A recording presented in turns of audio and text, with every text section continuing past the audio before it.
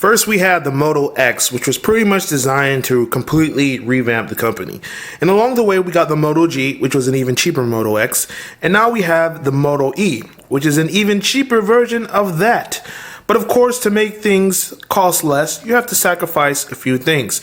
So this is Andrew with mobileburn.com doing a hands-on look at the Motorola E, or the Moto E, as you more likely know it.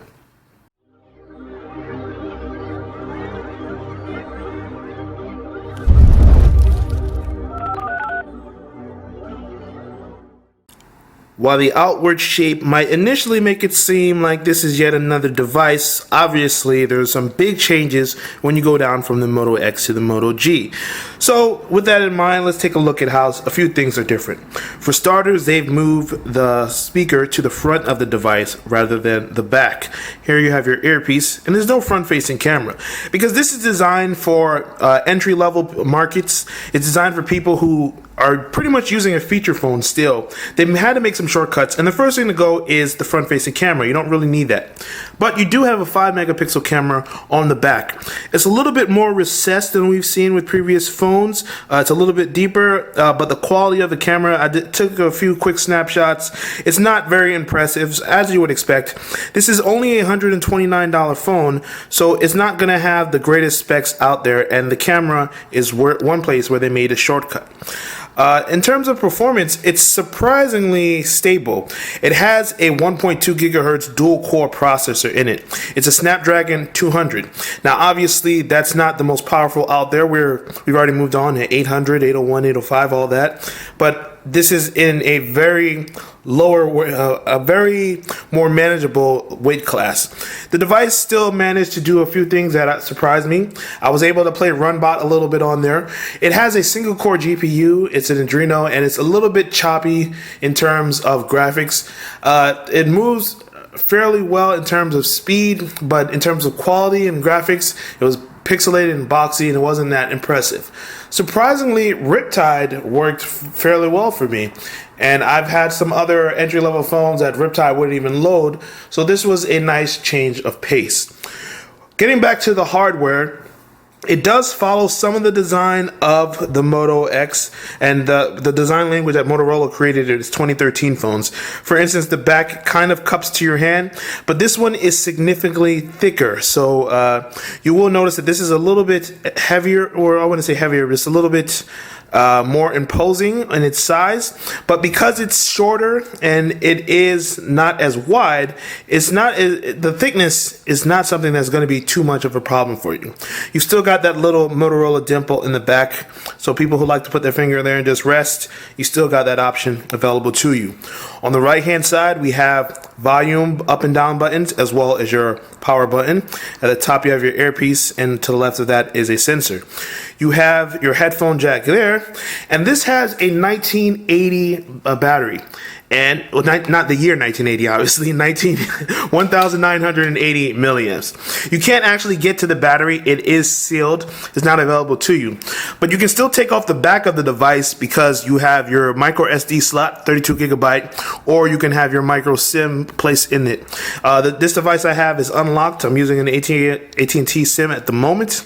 It's only 3G speeds, no 4G LTE, so I'm having to make do with that. But again, this is for people in emerging markets that probably don't have LTE. So if you're looking for a phone, this is not going to be something that you buy anyway. And another reason why they have the back off is that these have interchangeable plates, so you can spend an extra few bucks. They haven't given me a price yet. I believe it's $14. I'll have to confirm that at another time.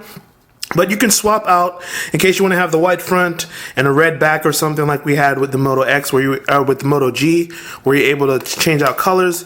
That's going to be something that's available to you. This is also splash resistant, but it's not, so that means it's water resistant, but not waterproof. If you get some rain on it, you're good to go. But if you try to dunk it in some water, you're going to be in some trouble. That's not going to work for you. And I can tell that already because the back doesn't seal properly. Well, I shouldn't say properly. It doesn't seal firmly that you would need to have a waterproof device. It comes off after a little bit of force applied to it, but it's still in decent build quality. It's very rigid. That's something that they made a point to say in terms of the durability of the device. In terms of comfort, the rigidness comes at a cost. It's a little coarser and tougher than we've had with some other devices. I still love the Moto X's back material, that 3-polymer blend. It's so nice and smooth, and it doesn't take in scratches.